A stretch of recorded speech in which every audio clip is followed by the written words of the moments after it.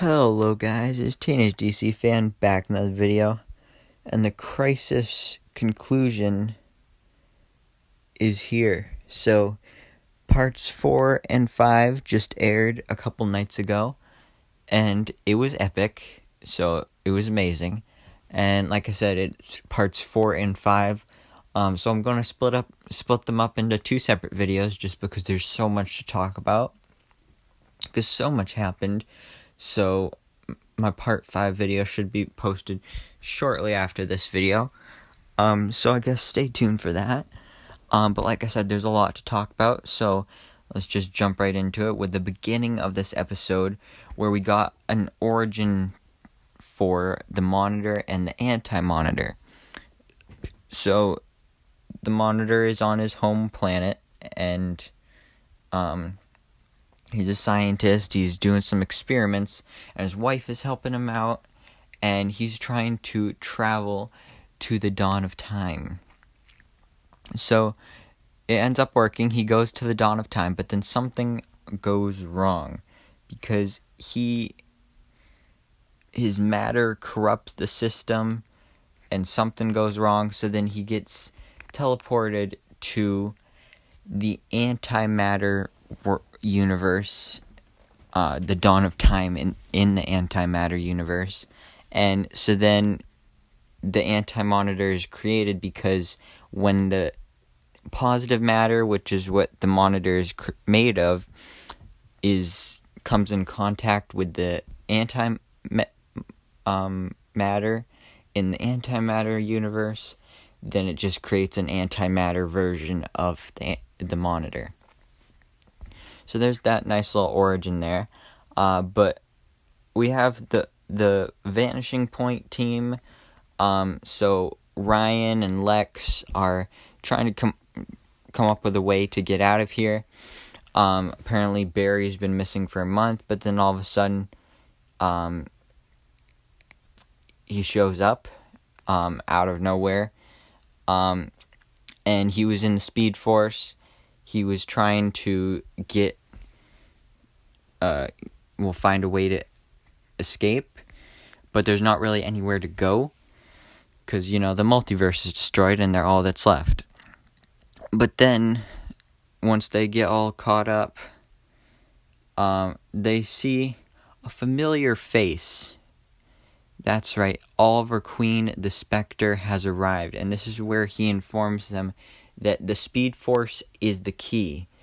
So they have to use the Speed Force, and they have to do two separate things.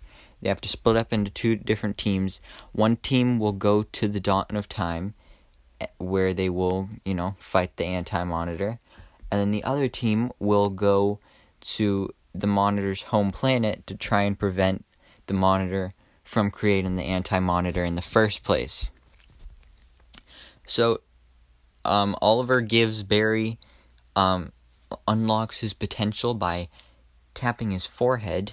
So that was weird, but kind of cool at the same time. So then they're able to get into the Speed Force, but then something goes wrong, because of course it does. And then the whole team, all the heroes, get scattered throughout the Speed Force. So then Barry has to travel through the Speed Force, looking for the teammates and trying to find where everybody is. And the first one is a big cameo, which was actually spoiled for me, so that kind of sucked. But the cameo was amazing. That's right, Ezra Miller's Justice League version of The Flash appears.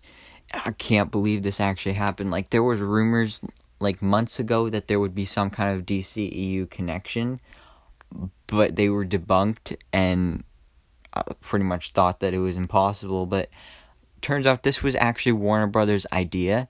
They wanted to implement this in the crossover, so I think that's kind of cool.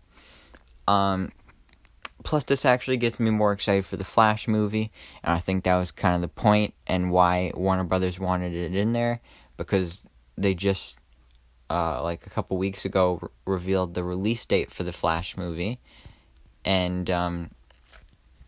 so yeah, it was just really cool to see these two interacting with each other, complimenting each other's suits, and then Barry said, "Oh, I'm the Flash too," but then Ezra Miller's Flash, well, in the Justice League movie, he was never called the Flash. Like, he wasn't an official superhero. All he did was save people. He never fought bad guys, so he wasn't called the Flash yet. So maybe this is how he gets named the Flash, because of this version of Barry. So that's pretty cool. But then Barry goes to other different times in the or memories in the Speed Force. He goes to get Oliver from the Elseworlds crossover last year, and this is where Oliver explains to Barry that he made a deal with the Monitor that in order to save his and Kara's lives, Oliver would sacrifice himself, so then Oliver would die instead of those two. And, a very emotional moment there, but very good. And then we get Martian Manhunter, J'onn J'onzz. He ends up at the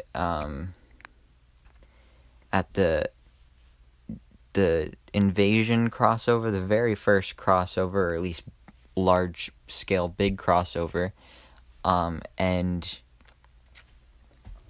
so he's talking to the Oliver and Kara that are there, but then Barry comes in and takes him away, and then Kate Kane, she is at Palmer Tech, I think, where Oliver is as well. So Oliver's in all of these memories and flashbacks in the Speed Force, and then also the last one is Sarah. So this is a scene from back in the first couple seasons of Arrow. I don't remember when Sarah died. Well, she was the Black Canary and she died, and there's Diggle and Laurel are talking about like, oh, I can't believe she's dead, and all that stuff. But then Barry shows up, brings her back to life, and then takes her away. So they're probably super confused, but that was kind of the Speed Force stuff, so that it wasn't really real. But anyway, they are all on their way to the dawn of time, the battle for the dawn of time. But at the same time, while all of that was happening, Lex, Kara, and Ryan, they all went to the Monitor's home world, where they are, like I said, they're trying to prevent the Anti-Monitor's creation. So, of course, Lex, he double-crosses them. Turns out with the Book of Destiny, when he changed himself into a Paragon, he also gave himself superpowers. So he knocked out Ryan and Kara, and then he escaped, and then he ended up going to wherever the Monitor was, and he almost convinced him that they should work together, and basically the deal was, I'll help you with this, getting to the dawn of time without creating the Anti-Monitor if you give me your powers. And it was a deal like that. But then of course Ryan and Kara showed up, and Ryan's still not sure that he should be there. He still doesn't think that he should be a Paragon. But then he ends up being the one that convinces Mar-Novu to not do this, because Mar-Novu's pretty set on this, because his wife and this have been working on this their whole lives, and he doesn't want to just give that up. But Ryan ends up convincing him while Kara is fighting Lex. But then Barry comes in. He takes all three of them, and they go to the dawn of time. Now, turns out the Anti-Monitor still gets created, because out of all of the Mar-Novus in the multiverse, at least one of them, their ego towers and they're over their... I don't know. But at least one of them decides to still create the Anti-Monitor. And so the Anti-Monitor is still created. So he's there, and he's got his army of shadow demons, and now everybody, all the Paragons, are going to fight the shadow demons. Oliver shows up as the Spectre again, and he says that he will light the flame. He'll light the spark if they fan the flame. So they don't know what that means. Like, they have no clue. But they just go with it. So then they just fight the shadow demons while Oliver is fighting the Anti-Monitor. And then they get into this huge battle between Oliver and the Anti-Monitor. And it was similar to when Harbinger was mind controlled by the Anti-Monitor, and she was fighting the Monitor when she killed him, with like the battle between the beams of energy there, and that was kind of what was going on there. And I loved how Oliver said, "You have failed this universe." This was something that a lot of people predicted, but I'm glad that it happened though, because that was really cool. And so then he defeats the Anti-Monitor, or at least so we think so. But then the Paragons, they have to fan the flame. And then they realize that they have to use the Book of Destiny to bring back everybody, or like create a new multiverse or world or universe or whatever. So they focus and channel all their energy into the 7 types of Paragons. So honor, love, hope, truth, humanity, and courage. So they focus on all that, and then there's a big boom. The Anti-Monitor's dead. The shadow demons are all dead. And then, the multiverse is starting to be reborn. But then during this part, you see that Oliver just stays up there, and he's lying on the ground. So then Sarah says, "Barry, take us over there." And when she says take us over there, I figured she meant, everybody over there to Oliver. But no, so Barry just takes Sarah over there. He doesn't come back and bring everybody over there. So everybody else is over there still just watching from a distance. But this is the end for Oliver. So, like I said, he's lying there. He's basically almost dead. But if it's only 2 characters here that are with Oliver in his final moments, I'm glad that it's Barry and Sarah.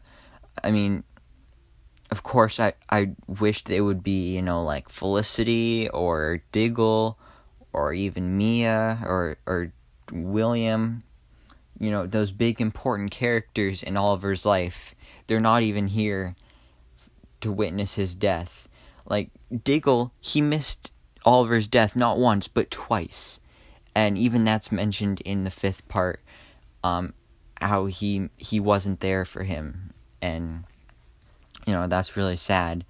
And then Oliver, I think his last words are, this new world needs both of you.